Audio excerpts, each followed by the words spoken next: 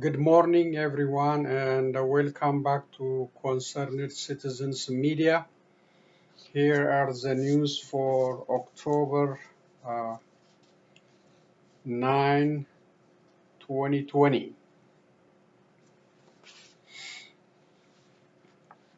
Oromo Liberation Front, OLF, called for the formation of transitional government in Oromia Region. Mr. Dawit Ibsa, Oromo Liberation Front chairman and a lifetime freedom fighter, cited the following reasons or challenges for the need of the transition. 1. There is no legitimate government authority the Oromos can appeal to whenever they encounter torture, death, and their properties destroyed. 2. Oromia region is in dire situation in terms of peace and stability. 3. There is also an attempt to make Oromia the war front and a land of chaos. 4. Oromia is currently under the command posts. If these problems allowed to continue, their consequences could be catastrophic for Oromos, other ethnicities living in Oromia region, and for the country at large.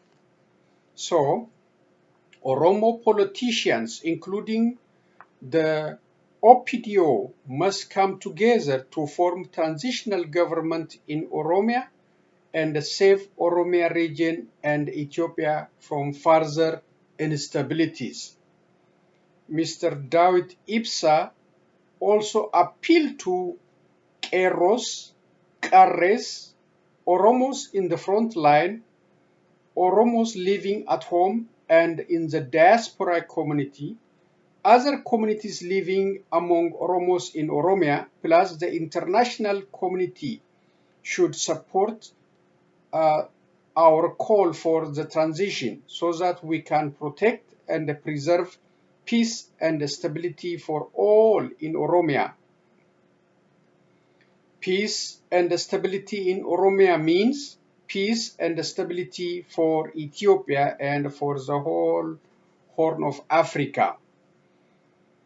However, Colonel Abiy Ahmed, Oromia Region Security Chief, said there is no need of transitional government in Oromia.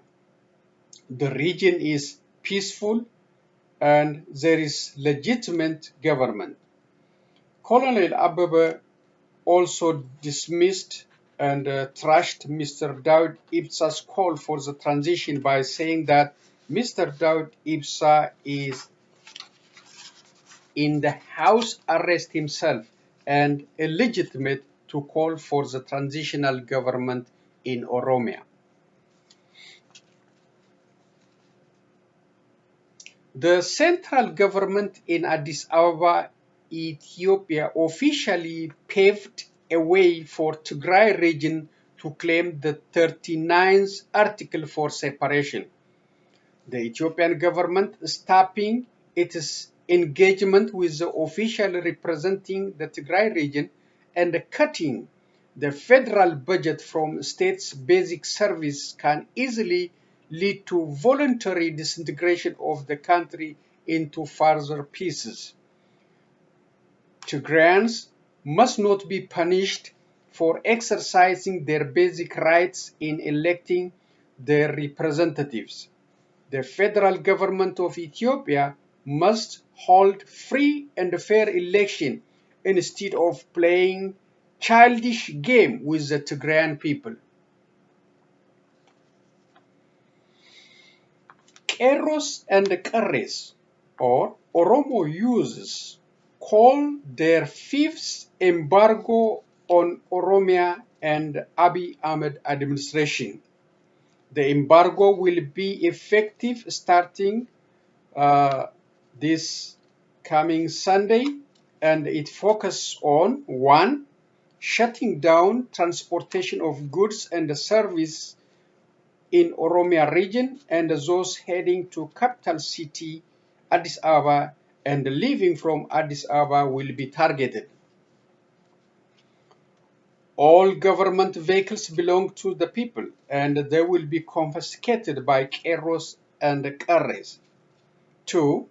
Demand all Oromos stop paying the property taxes and sale taxes until they form their own legitimate government in the future. 3. The Prosperity Party structures will be targeted and dismantled, and the members are advised to stop serving the Prosperity Party and join their people. If they refuse, they will be casted out from the society and responsible for any measures will be taken against them. 4. The public should control and administer government offices from local to Oromia region until free and fair election is conducted in the future. Qeeroos and Qarrees also called on all Oromos and their supporters to come out this coming Saturday, October 10, 2020, to demonstrate in all over Oromia region with special emphasis on Addis Ababa to demand the release of all Oromo political prisoners. Qeeroos and Qarrees also called on the military, the federal and Oromia police to be on the side of the people, the public, instead of serving a legitimate Prosperity Party. They also warned that any military or federal or Oromia police personnel engaging against the public interest and harms the public, he or she will be responsible for what's happening against him or her or against their immediate families. Qeeroos and Qarrees of Finfinne concluded their calls by saying that their freedom movement will continue until complete freedom is achieved in Oromia for all Oromos.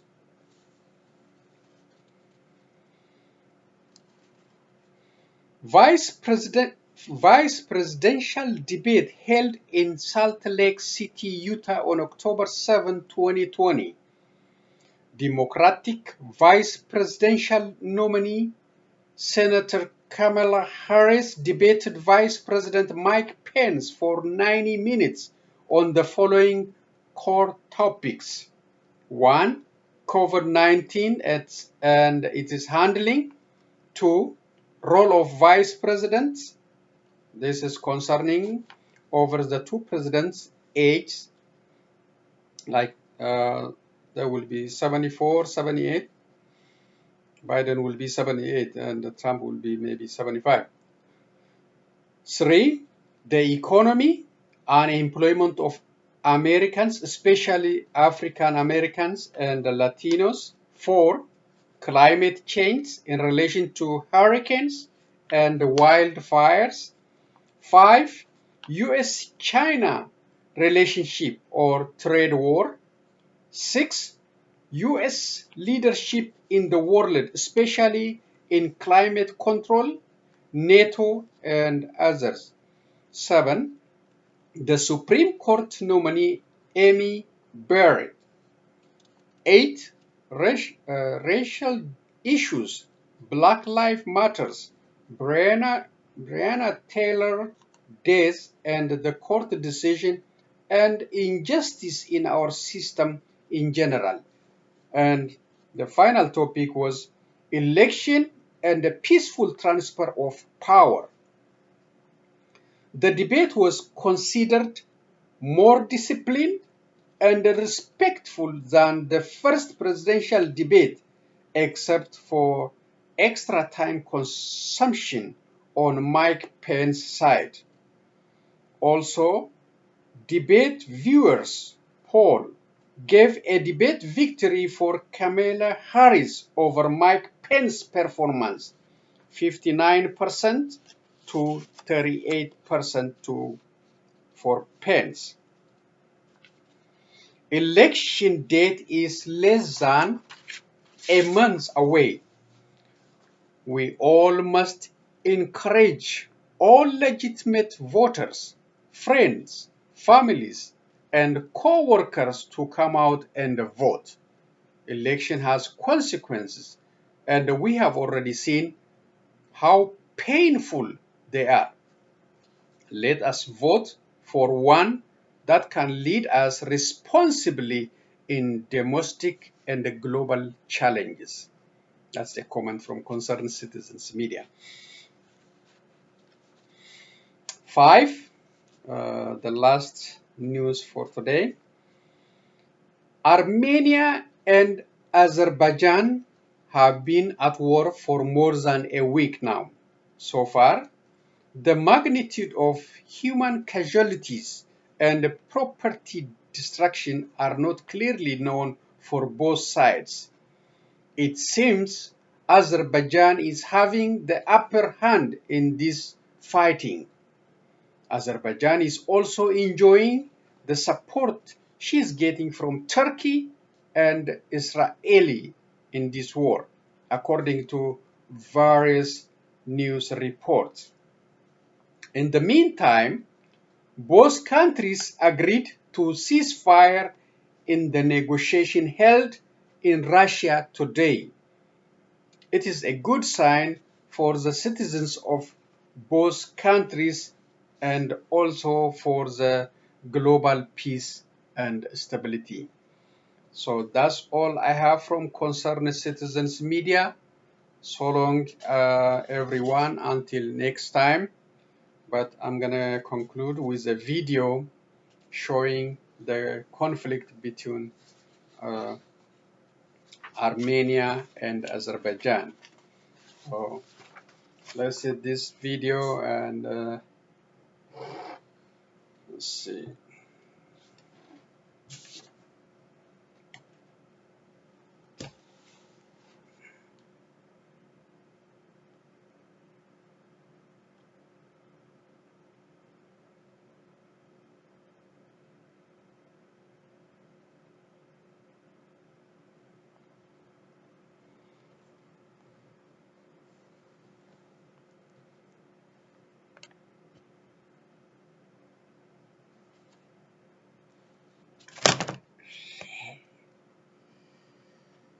Oh, sorry, I'm adjusting the video.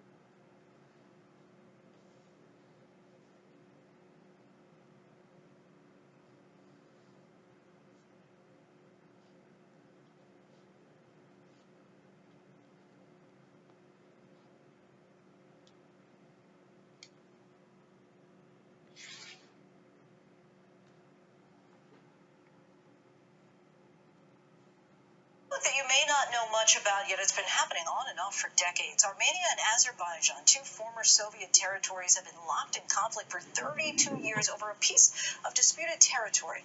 There was a stalemate until recently, and now there's a chance that world powers may be thrust into this crisis that has already resulted in hundreds of deaths. Patrick Reevil is on the ground there and brings us this report. A decades-old conflict between Azerbaijan and Armenia reignited. This is what life has been like in Nagorno-Karabakh's capital Stepanakert for more than a week. Air raid sirens and near constant bombardment. Armenia and Azerbaijan are fighting a large-scale war along the borders of the disputed region. Now a flashpoint that risks triggering a larger international crisis.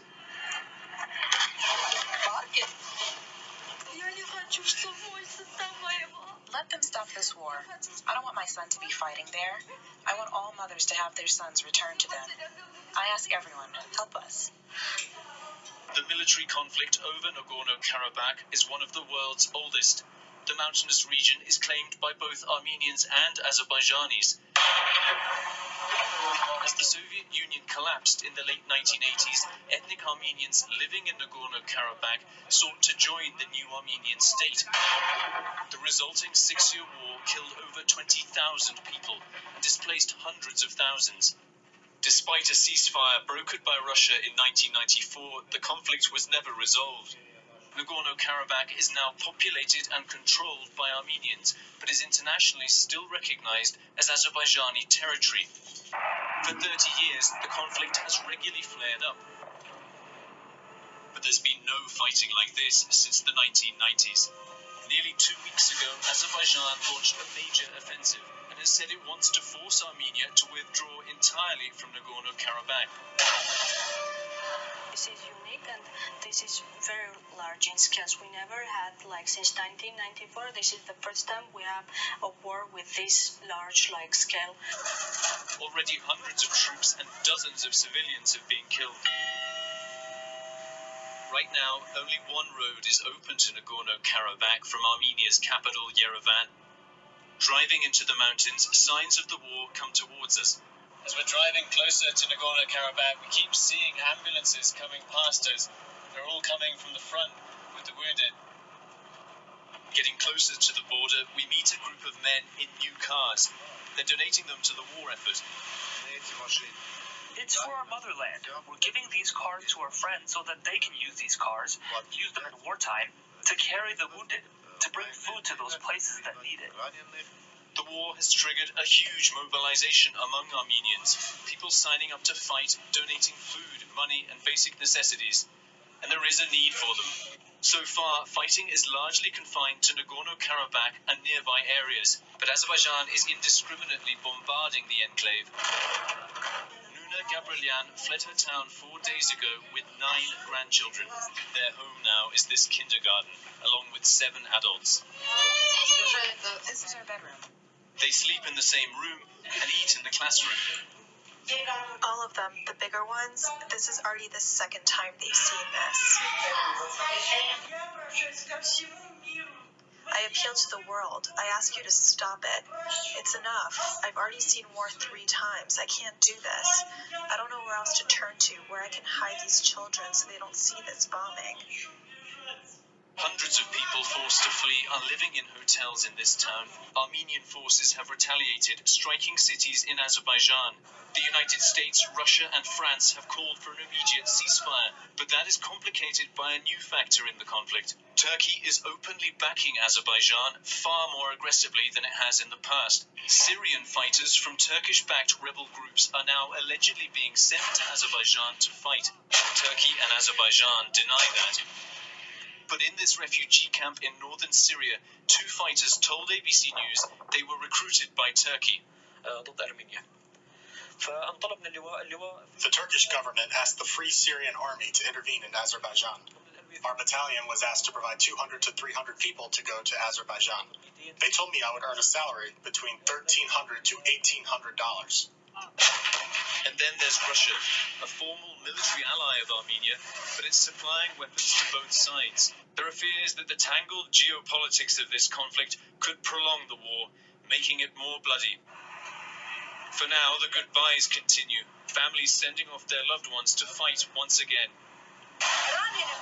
My younger son came home wounded, and now I'm sending my older son to war so that he can protect my motherland, our Armenians, so that we all can live calmly and well. Let those Azerbaijanis and Turks leave. They're killing them. You understand? In Armenia's capital, they're burying the dead. Preparing to receive more casualties, they're digging fresh graves, 3 backhoes, working at once. Patrick Revel in Yerevan, Armenia, for ABC News Live. Hi everyone, George Stephanopoulos here. Thanks for checking out the ABC News YouTube channel. If you'd like to get more videos, show highlights, and watch live event coverage, click on the right over here to subscribe to our channel, and don't forget to download the ABC News app for breaking news alerts. Thanks for watching. Okay, that's ABC News on the conflict between Azerbaijan and Armenia. The good thing is they agreed to stop the conflict, as I said in the news. So that's a good sign. If it's hold, the war will be over, and details about ending the conflict will be discussed in the future. But now the update is the negotiation in Russia produced a ceasefire between the two countries. So that's all I have for today. Thank you again for listening. I'll be back with other news next time. Stay safe. So long, everyone.